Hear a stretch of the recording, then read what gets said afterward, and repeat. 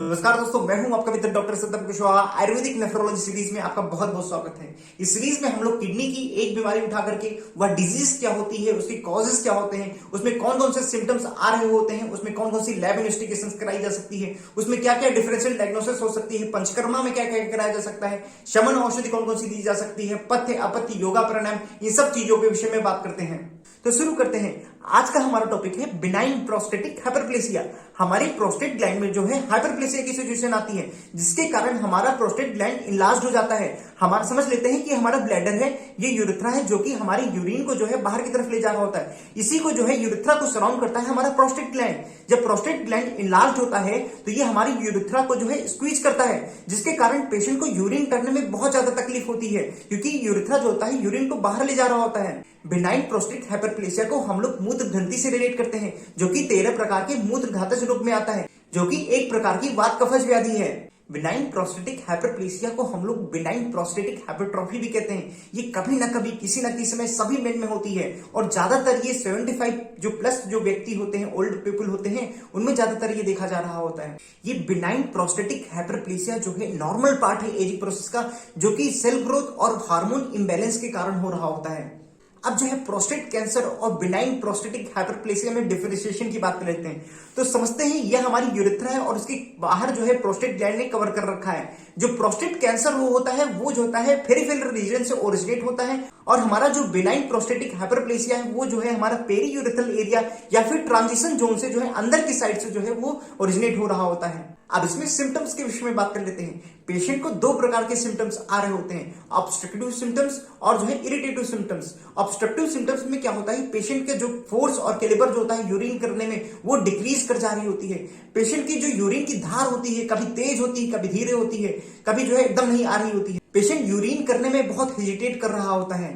अब irritative symptoms के विषय में बात कर लेते हैं। इरिटेटिव सिम्टम्स जो होते हैं ब्लैडर डिस्फंक्शन से रिलेट हो रहे होते हैं। पेशेंट को बार बार पेशाब लग रही होती है, बार बार टॉयलेट करने वो जा रहा होता है, वो रात में जग के, इतनी अर्जेंसी होती है कि रात में जग करके जो है टॉयलेट करने जा रहा होता है, उसको ऐसा लग रहा होता है कि उसको यूरिन आ रही है, और पेशेंट को बहुत ज्यादा इसमें अर्जेंसी होती है।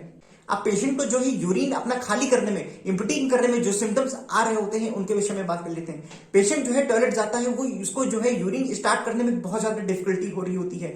उसका फ्लो जो होता है बहुत ही वीक आ रहा होता है, क्योंकि वहां की स्ट्रेंथ जो होती है बहुत ज्यादा कम हो गई होती है। जब पेशेंट यूरिन कर चुका होता है तब भी वहां से ड्रिबलिंग हो रही होती है, मतलब बूंद बूंद करके पेशाब बाहर आ रही होती है।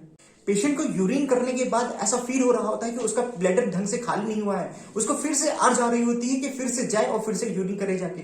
और पेशेंट को जो है यूरिन करते समय डिस्यूरिया फील हो रहा होता है, मतलब कि बहुत ज्यादा दर्द हो रहा होता है यूरिन करते समय। अब ब्लैडर स्टोरेज से जो जो सिम्टम्स पेशेंट को आ रहे होते हैं, उनके विषय में बात कर लेते हैं। पेशेंट को सोते समय उसको नॉक्टूरिया के सिम्टम्स आ रहे होते हैं। पेशेंट को सोते समय ऐसा लग रहा होता है कि बहुत तेज से उसको यूरिन आई है, और जो है उसको जो है एकदम से जग जाता है। पेशेंट को फ्रीक्वेंट यूरिनेशन होता है, उसको बहुत ज्यादा एकदम सडन से अर्ज आती है कि बहुत जोर से यूरिन लगी हुई है। इन्वेस्टिगेशंस की अगर बात करें, जब पेशेंट डॉक्टर के पास जाता है तो डॉक्टर जो है सिस्टोमेटोग्राम टेस्ट, यूएसजी करा सकता है, सिस्टोस्कोपी करा सकता है, यूरोफ्लोमेट्री टेस्ट करा सकता है, सीरम यूरिया नाइट्रोजन का टेस्ट, सीरम क्रिएटिनिन का test, urine analysis, urine culture, और जो है पीएसए करा सकता है, प्रोस्टेट स्पेसिफिक एंटीजन, जो कि प्रोस्टेट कैंसर को डायग्नोसिस के लिए किया जाता है, और जो है इसमें यूरोफ्लोमेट्री टेस्ट और जो है सिस्टोयूरेथ्रोस्कोपी कराया जा सकता है। डिफरेंशियल डायग्नोसिस की अगर बात करें तो इसकी डिफरेंशियल डायग्नोसिस हो सकती है यूरेथ्रल स्ट्रिक्चर से, ब्लैडर नेक कॉन्ट्रक्चर से, ब्लैडर कैल्कुलाई से, प्रोस्टेट के कैंसर से, यूरिनरी ट्रैक्ट इन्फेक्शन से, और जो भी न्यूरोलॉजिकल डिसऑर्डर्स होते हैं जिसके कारण जो है ब्लैडर इम्पटी नहीं कर पा रहा होता है, उन सब चीजों से इसकी डिफरेंशियल डायग्नोसिस किया जा सकता है। आयुर्वेदिक प्रिंसिपल ऑफ ट्रीटमेंट की अगर बात करें तो इसमें जो है वात उन्मूलन चिकित्सा, वात कफहर चिकित्सा, मूत्रघात नाशक चिकित्सा, और जो है मूत्रकृच्छहर चिकित्सा इसमें की जाती है। पंचकर्मा की अगर बात करें तो इसमें जो स्नेहन करा जाता है वो बस्ती में आंतक घृत से करा जाता है, या फिर जो है हम लोग वरुणादि घृत से इसमें स्नेहन पाकन करा सकते हैं। और जो है अगर विरेचन कराना है तो तीव्र अम्ले से कराया जा सकता है, गंधर्व हस्तादि तेल से कराया जा सकता है। अगर निरूप बस्ती देनी है तो दसमूल की, पुनर्नवा की, गोक्षुर सिद्ध जो है बस्ती दे सकते हैं। अगर हमें अनुवासन बस्ती देनी है तो त्रिकंटकादि घृत, या फिर जो है इसमें बस्ती में आंतक घृत की जो है अनुवासन बस्ती दी जा सकती है। अब समन औषधि के विषय में बात कर लेते हैं। इसमें समन औषधि में जो है चंद्रभावटी दी जाती है, गोक्षुरादि गुग्गुल दिया जाता है, बृहत्यादि कषाय दिया जाता है, पुनर्नवा आशो दिया जाता है, पुनर्नवा अष्टक कषाय दिया जाता है, रुणादि कषाय दिया जा सकता है, तारकेश्वर रस दिया जा सकता है, शिवा गुलिका दी जा सकती है। अब पथ्य और अपथ्य के विषय में बात कर लेते हैं। पेशेंट को बहुत ज्यादा स्निग्ध आहार नहीं करना चाहिए, बहुत ज्यादा विदाही जलन पैदा करने वाला आहार नहीं करना चाहिए, उसको लघु सुपाच्य भोजन करना चाहिए। पेशेंट को मूंग, आड़ की, यव, गोधूम, शाली इन सब चीजों को जो है ज्यादातर सेवन करना चाहिए। अपथ्य की अगर बात करें तो पेशेंट को जो है बहुत ज्यादा दही का सेवन नहीं करना चाहिए, गुरु आहार का नहीं सेवन करना चाहिए, अभिसंधि आहार का सेवन नहीं करना चाहिए, milk product, bakery product in सब चीजों को जो है पेशेंट को अवॉइड करना चाहिए। तो ये था हमारा आज का टॉपिक, बिनाइन प्रोस्टेटिक हाइपरप्लेसिया।